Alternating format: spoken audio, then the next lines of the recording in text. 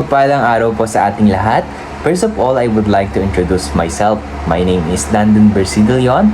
I am currently studying at Wesleyan University, Philippines. Ako po ay mula sa Kolehiyo ng Edukasyon at naglalayon po na maghatid ng ilang tips na mapapakinabangan natin at may a-apply sa tunay na buhay. Ito pong tips na ito ay mula sa pag-ehersisyo o mula sa aking daily routine. So, ang pag-ehersisyo ay isa sa pinakamahalagang aspeto ng pag-aalaga sa sarili sapagkat pinapalakas po natin ang ating pisikal na katawan at ang ating kalusugan ay napagyayaman.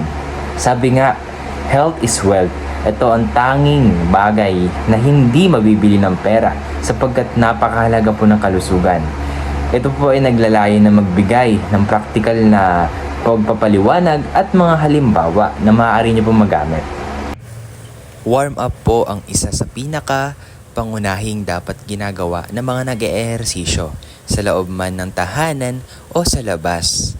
Dahil alam nyo ba na ang pagwa-warm up ay nakakatulong para makapagdala ng oxygen sa ating dugo at mapabuti ang sirkulasyon o daloy ng ating dugo. Nakakaiwas din po ito sa injuries na maaari nating matamo kung tayo ay hindi nag-warm up before mag-workout. So, mas na-enhance po ang ating performance kapag nag-warm up muna tayo. So, dito guys, meron na nga tayong dumbbell na equipment. So, ang tawag dito ay bicep curls. Pinapalaki po nito o pinapalakas ang ating biceps. So, ang tawag sa workout na to ay overhead punches. Kapag may gusto kang suntukin, pwede mo tong gawin. Joke lang. 24 repetitions and 1 set, syempre. Target natin dito is mapalakas yung ating shoulder, yung ating balikat. Tsaka, of course, ang ating tricep. So, maraming benepisyo to, guys. Pwede kayo mag-research. And ginawa natin dito is left and right dahil iisa lang ang ating equipment o gamit na dumbbell. So, kung nasa tahanan kayo, maaari nyong gawin kung ano ang aking ipinapakita sa video. Yan. Dapat dahan-dahan lang.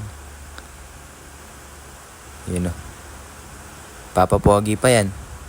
Awatin nyo ako, guys. Diba? Ito ay similar lamang sa previous nating ginawa, ang tricep extensions. Kung makikita nyo, parehas nating hawak sa ating dalawang kamay ang dumbbell. So, montage. Ewan ko ba kung bakit na-slow yan. Pero, hina-highlight lang dyan yung ating muscle, As you can see, guys. So, push up to, guys. Normal push up. So, 1 set, 12 repetitions. So, guys, ito yung isa sa pinakamagandang ginagawa ko tuwing umaga, Kasi, kumbaga pag nagpo-push up tayo, nai-stimulate ang ating katawan. So, kung mapapansin nyo, guys, naka-diamond yung ating kamay, Ang tawag dito is diamond push up. So, pinapalakas po nito ang ating deltoid and trapezius muscle. At yon, So guys, ito po ang ating huling activity, Ito yung sinasabi nilang wide push-ups. 1 set and 8 repetitions. Pinapalakas ang ating upper body, guys. So, according po sa mga napanood natin, ayun lamang po ang ilan sa mga ehersisyong ginagawa ko sa aking pang-araw-araw na pamumuhay. So, kinakailangan po na gumawa tayo ng mga physical na aktibidad upang mapalakas at mapasigla ang ating pangangatawan. Ganun din po ang ating kalusugan sapagkat ito po ay isa sa pinakamahalaga. Sabi nga, health is wealth.